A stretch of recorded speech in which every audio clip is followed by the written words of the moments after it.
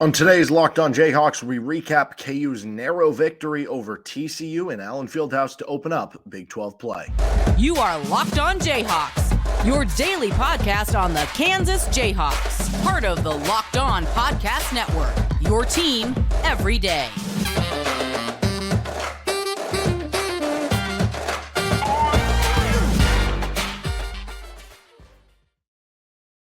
I'm Derek Johnson. You can hear me as well Monday through Friday from 3 to 6 p.m. on a KLWN in Lawrence. Thanks for making Locked On Jayhawks your first listen every day.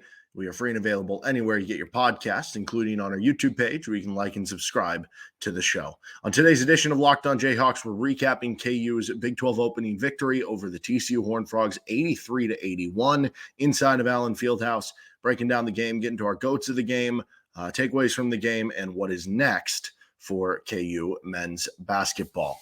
First, this episode of the show is brought to you by Jase Medical. Empower yourself when you purchase a Jase case, providing you with a personal supply of 5 antibiotics that treat 50-plus infections. Get yours today at jasemedical.com. That's Jase medical.com.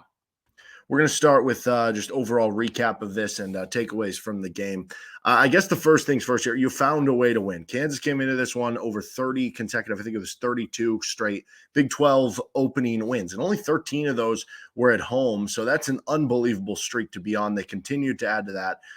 You found a way to win in a close game when, that's going to be kind of the story of the Big 12 this year. You have to win close games. It's been the story of the Big 12, in past years when you have so many good teams. When you look at what happened in this game specifically, TCU, first of all, is a good basketball team. That's a team who's made it, to the second round of the NCAA tournament for back-to-back seasons. A team that I think the expectation is to make it to the NCAA tournament once again this season. They've got, a good team that's kind of put together. I know the schedule wasn't great and so far what they've put together, but that doesn't mean that they're not a good team. It just means that they haven't necessarily gotten to show it against good competition, which you saw maybe a little bit more in this one. And then on top of that, TCU, played a good game. Like, this was a really good, at least offensive game from TCU. They shot above what they normally do. Tennyson had an unbelievable performance. He was unreal for TCU. It wasn't just that he was hitting a lot of shots. Like, yeah, there were some where it was like, okay, yeah, you left him too open there and stuff like that. But, one of the mid-range shots he hits where it was perfectly guarded and he's on like the baseline and has to, overcome the angle of the hoop or the basket and the backboard and everything. The 1-3 that he hit running around the screen, he's kind of fading back on the catch. Well, it's pretty well contested by, I think, Timberlake. Like, he was making some incredible shots. It wasn't a great KU defensive game overall. That was actually the worst game by points allowed per 100 possessions for the KU defense of the season, interestingly enough. And I think some of that might be matchup reliant. When we look back to KU over the past, whatever it is, 3, 4, 5 years, you would notice that a lot of times the teams that Kansas is losing to, these big, they actually showed it because TCU won by 23 points last year in Allen Fieldhouse. They showed the biggest losses by point differential during the broadcast during the Bill Self era. And like all of them were from 2018 on. Is that just a sign of that things are harder now to put together teams that are as dominant because of the transfer portal and, freshmen don't stay as long, all that stuff? I don't know, probably. But I think there's something to the idea. You look at those teams who are getting those blowout wins, Texas last year or Kentucky a couple of years ago. Teams that are super athletic. They have athletic guards. They're quick at the guard position. They have athletes all over the court, whether it's wings at different positions. And that's what TCU is, right? They have really athletic, long, lengthy wings. They have center and Ernest Uday who runs the floor really well. They have 2 very quick guards that are hard to stay in front of with Avery Anderson and Jameer Nelson Jr. So when you look at all that, they're an athletic team. And I continue to think that just like over maybe the past couple of years, playing super athletic, quick, fast teams for KU, that is a bit more of a matchup problem for them. KU is still a good athletic team, but when you compare it to what those are, they're not kind of that same level. So I think some of that's matchup problems. You look at, okay, if you can space the court against a team who has a traditional big center like Hunter Dickinson, you would see times they moved up the level and they were able to get back cuts or something like that. So it's just those little things, getting out in transition. that might be a bit of an issue for KU. On top of that, TCU, like I said, had a great game in combination. They shot the ball really well. They had the best effective field goal percentage of any team has had against KU in a game this year. They shot 7% above what their normal free throw percentage is. They shot 38% from three when they came in at about 32%. Tennyson, who came in averaging single-digit points per game, goes for nearly 30, right? Like all those things are kind of, if Kansas loses this game, you tip your cap and go, yeah, this would not be ideal, and this would be a bad situation for KU to be in when we've talked a lot about the need to start 7-1 or 8-0 based on how your final 10 games go. That would make the result, if you lost this one, sting. But in a vacuum, if you said, oh, you would have lost that game because some guy averaged, 4 times what he does per game, and, they just got hot from three when they're not a great three-point shooting team. And if you're turning a team who is really good at a lot of other things, rebounding, playing athletic, transition points, defense, and you give them the three-point shot, it's hard to beat them. So you would kind of understand that. But KU didn't force a ton of turnovers, so they played into it some on the defensive end too. It wasn't just all TCU playing great. KU could have forced more turnovers. Now, give credit to TCU; they didn't have as many unforced ones like Kansas did.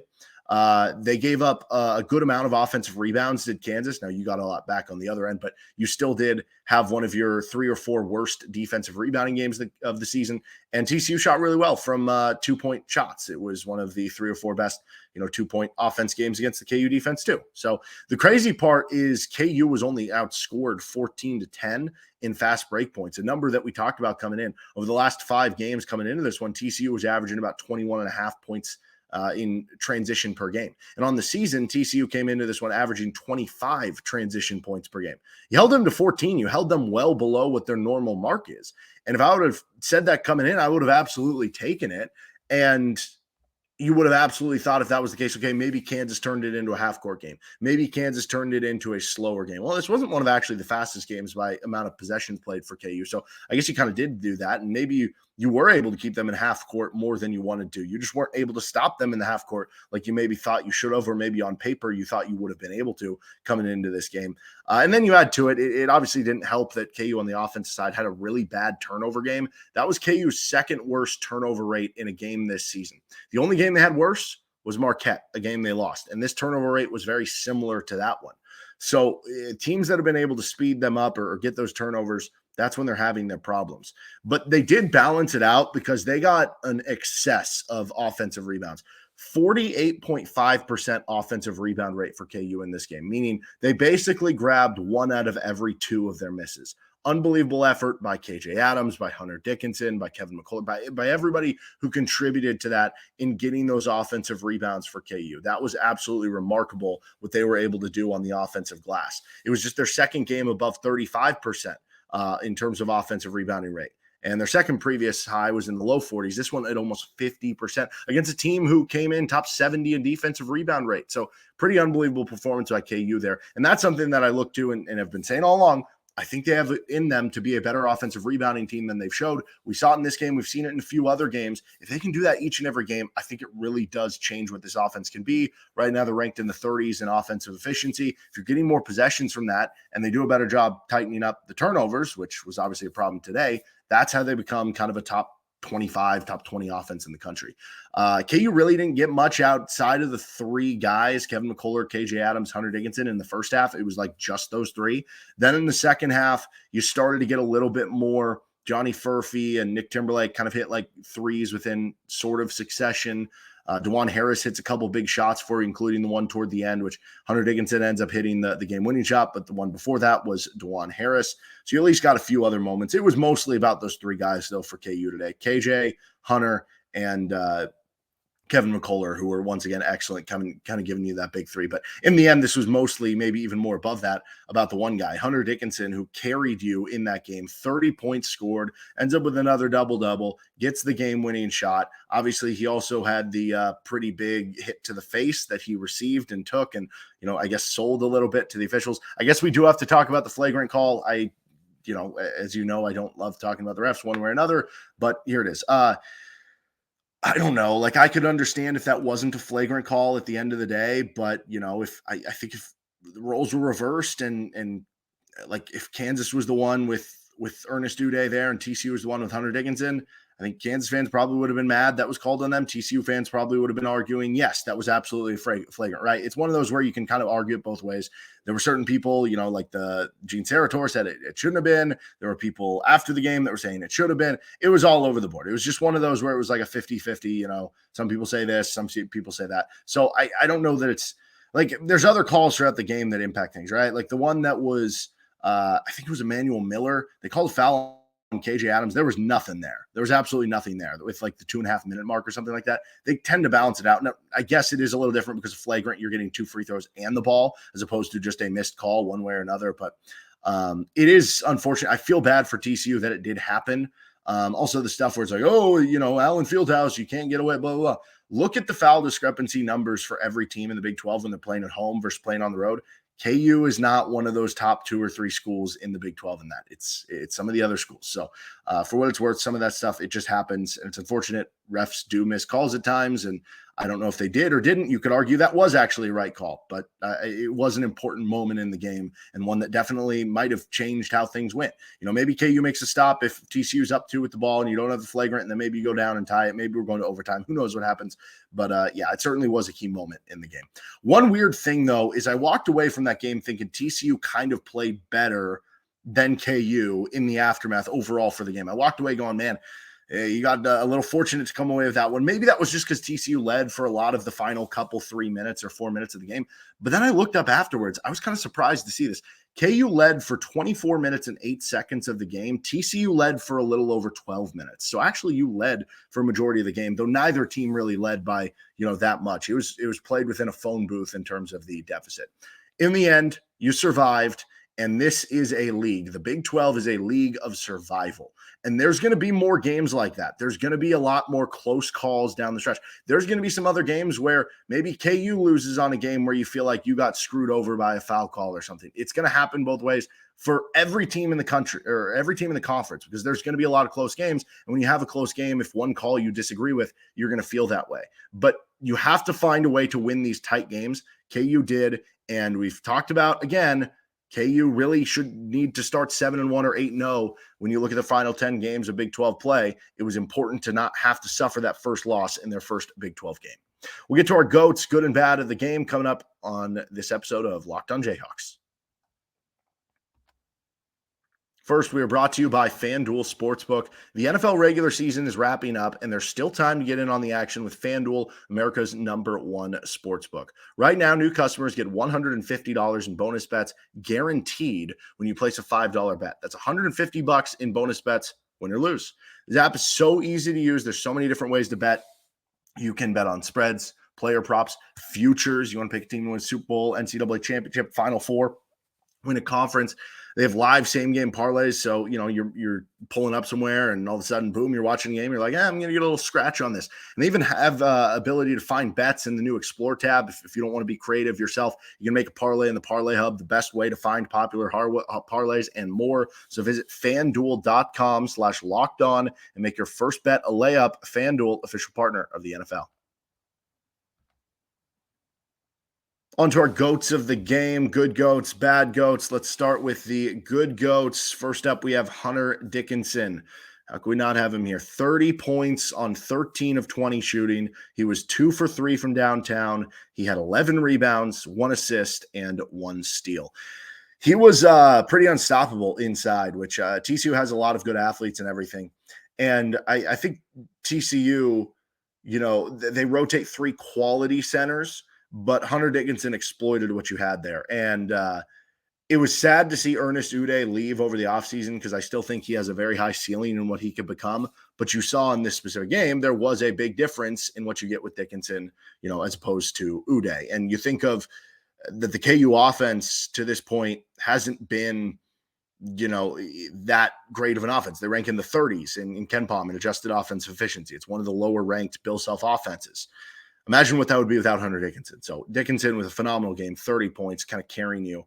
Kind of similar last year, except you won the game. Last year you lost by 23, but Jalen Wilson went off. Hunter Dickinson did that, but you just had a few more guys go off. One of those was KJ Adams. KJ was unbelievable in this game. 18 points, 7 of 8 shooting. He had 10 rebounds, 1 assist, and 2 steals. That's what I want to see from KJ with the rebounding. He's starting to do that past couple games, right? He had, 11 rebounds against Wichita State. Go out there and if you're going to be matched up on a 4 on a smaller guy, go dominate on the glass too. And he's been playing so aggressively. The dunks he throws down are so much fun. They're such an energy and momentum booster. And he's been a good defensive player too. He had an excellent performance. And yeah, I don't know. Pick your favorite KJ dunk because there were a lot in that game. By the way, Hunter Dickinson had a couple dunks too. He hasn't always been, the big dunk guy. He's more of just, if I don't need to jump that high, I won't. But he had the one putback dunk on the rebound. He had another dunk elsewhere. So lots of dunks between Hunter Dickinson and KJ Adams. That's always a fun thing and a good thing. Kevin McCullough gets a good goat here. 16 points on a 6 of 16 from the floor. The three-point shot wasn't falling for Kevin. Sometimes that's going to happen as a perimeter player. He was only 1 of 5 from 3. He was 5 of 11 from 2, so that much better efficiency there. He finally missed some free throws. He was on an unbelievable free throw streak, goes 3 for 5. He added 5 rebounds, 3 assists, 1 steal. This was far from Kevin's best game.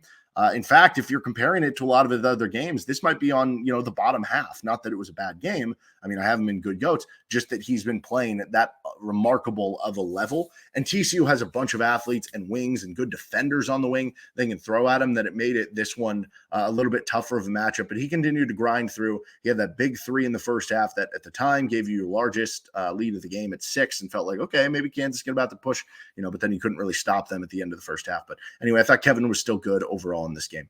A little bit of a bench punch in this one. It wasn't one guy scoring 12 points off the bench or 2 guys giving you, 3 threes each off the bench or something like that. But I thought Johnny Furphy played pretty well, all things considered. I feel like over the last 2 games, Johnny Furphy has had good process. He hasn't necessarily had exploding results, but he's had good process. He's driven it a little bit more. He's stayed in front of guys a little bit more on the defensive end. He's challenging shots on the defensive end. And then you had, and being aggressive, looking for his shot. With Nick Timberlake, he missed that one wide open corner 3, and it was like, oh, here we go again. But then he hit that one layup in transition. He hits the next 3 after, and it was like, okay, that's progression for you too. You went from, missing your first shot, maybe in the past earlier games, you would have gotten in a funk after that, missed the next one. You were able to overcome that, and that was good to see. And you had those 2 huge threes on like back-to-back possessions. One was by Timberlake. The next one was by Furphy on a pass from Timberlake. And together, the 2 of them combined for 9 points on 3 of 5 shooting, 4 rebounds, 2 assists, a block, and a steal in 21 minutes of play. 21 minutes of play, that's solid efficiency, solid enough numbers. I thought you got a little bit of a bench punch from them. It wasn't an overall great bench game or anything, but especially in the second half, I guess specifically, I thought that was good enough. Offensive rebounding gets one here. Mentioned 48.5% offensive rebound rate. They got 16 offensive rebounds, 15 second chance points. That really won you the game in a game where defensively, again, that was your worst game of the season by points allowed per possession and everything. And you had a billion turnovers on offense. You had to get those extra possessions, and you did. In limbo here, I didn't put this guy in good or bad. The more I think about it, maybe I should lean to him being in good, but would be DeJuan Harris. He had 10 points. Good. He hit that one shot, which was the penultimate shot you hit. So Hunter Dickinson hits the one to go up 83-81 to win the game. Before that, it was 79 all. DeJuan Harris hits that tough floater shot to go up 81-79 before they tied it at 81. That was good. Avery Anderson, he went 2 of 7. That was a lot of DeJuan defending him. That's good. Jameer Nelson seemed to have his most success when he was switched on to somebody else, when it wasn't DeJuan Harris on him. So, not really him. 8 assists, also very good. But he also had 5 turnovers. That's his career worst. And in a game where KU was, turning it over way too much, you would want your senior veteran point guard to calm things down, keep the turnovers down. So that's why I put him in limbo here, kind of between the 2. But I do think, you like the aggressiveness, still 8 assists, still, solid enough defense. It wasn't an overly takeover, get a bunch of steals type game for a team that does in TCU typically turn it over a lot, and you didn't do a lot of that. So that would go toward being in limbo as well. Bad, I had to put on Marco Jackson here. It's funny, talking about the process stuff with Johnny Furphy, the first, 10, 12 minutes of the game, I actually did kind of like the process of what Marco Jackson was doing. He was playing fast. He was driving downhill. he was getting to the hoop and then he was just kicking it out. Now, a couple of them, he would drive downhill and then kick it out to KJ Adams at the wing for three. And it's like, well, that didn't actually accomplish anything. But I did like that he was at least driving aggressively to the lane, showing off a bit of the speed, but it didn't result in anything. And then from there, it kind of, started to fade a bit. 0 points on 0 of 4, 2 rebounds, 2 assists, 24 minutes, -6 on the plus minus. You go back the last couple games, I thought he was inching in the right direction. And then the Yale game was kind of a dip down. And Wichita State game was his best game. And then this one probably an inch down again. We talked about this before. Progress isn't linear. Wouldn't be shocked if he has a good game next game and continues to kind of overall ascend toward the end of the season. And then the last one I have here for Bad Goats, being weak with the basketball. TCU had, so it's not just the KU had 18 turnovers, and there were several of them that were unforced or made issues of. Some of them TCU got credit for a steal because you might have just thrown the ball right to them or something. But TCU had 16 steals. You had 18 turnovers. They had 16 steals. That allowed TCU to lead 22-8 in points off turnovers, nearly won them the game. If you would have had 10 turnovers in this game instead of 18, you probably win by 10 plus points when you combine with the offensive rebounding and everything that they did. And, that would have been another couple extra shots for Hunter Dickinson or, a couple extra dunks for KJ Adams, right? So they have to figure out a way, because this is an offense that doesn't shoot high volume of threes. And it's an offense that doesn't space the floor a ton. You have to make up for it in other ways. They've made up for it in being a good 2-point offense. They made up for it in this game with offensive rebounding. You also have to make up for that by not being a high turnover team. They accomplished, the offensive rebounds, I guess, kind of neutralized this in a certain way, but wouldn't it have been great if both were that way? So I have that in Bad Goat. Let's finish up what's next for KU men's basketball on this episode of Locked On Jayhawks. First, this episode is brought to you by Jase Medical. I know we come to sports to escape from some of the crazy realities of real life, but according to the FDA, pharmacies are running out of antibiotics like amoxicillin right in the middle of the worst flu season in over a decade. Obviously, you don't want to feel helpless or feel like you can't get your hands on some important medicine, whether it's a supply chain issue or something like that. Thankfully, you can be okay because of Jase Medical. The Jase case is a pack of 5 different antibiotics to treat a long list of bacterial illnesses, including UTIs, respiratory infections, sinusitis, skin infections, among others. This stuff could happen to anyone. Visit jasemedical.com and complete your physician encounter. It will be reviewed by a board-certified physician, and your medications will be dispensed by a licensed pharmacy at a fraction of the regular cost. It's never been more important to be prepared than today. Go to Jase Medical, Jase medical.com, and use offer code LOCKEDON to get $20 off your first order with Jase Medical. So thanks for everybody liking and subscribing to the show or following us anywhere you get your podcast with Locked On Jayhawks, and the everydayers tuning in to each and every episode. You can catch anything from last week or ahead. Just an FYI, I'm going to be out a bit this week. My wife is due with our first baby, so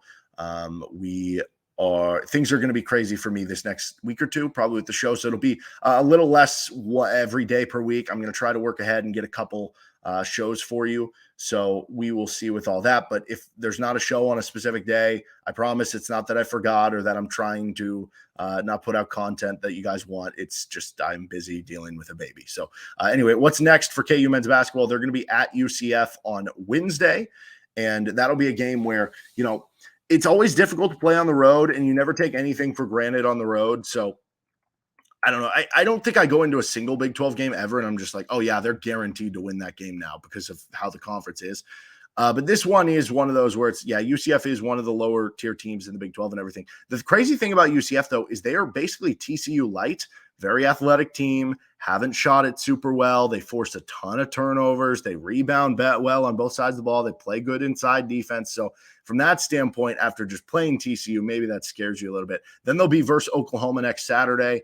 Oklahoma's almost beat KU and Allen Fieldhouse the last 2 years. They've got a really good team this year. Should be as always, a difficult and interesting week for KU in the Big 12. That'll do it for this episode of Locked On Jayhawks. Back later this week for a KU UCF preview. Going to try to get to a latest in the transfer portal for KU football later this week as well. Like I said, might be hit or miss with my availability this week. But thanks for joining us, and you can find anything you get with Locked On Jayhawks anywhere you get your podcast or on our YouTube page where you can like and subscribe to the show. See you next time. Have a good weekend.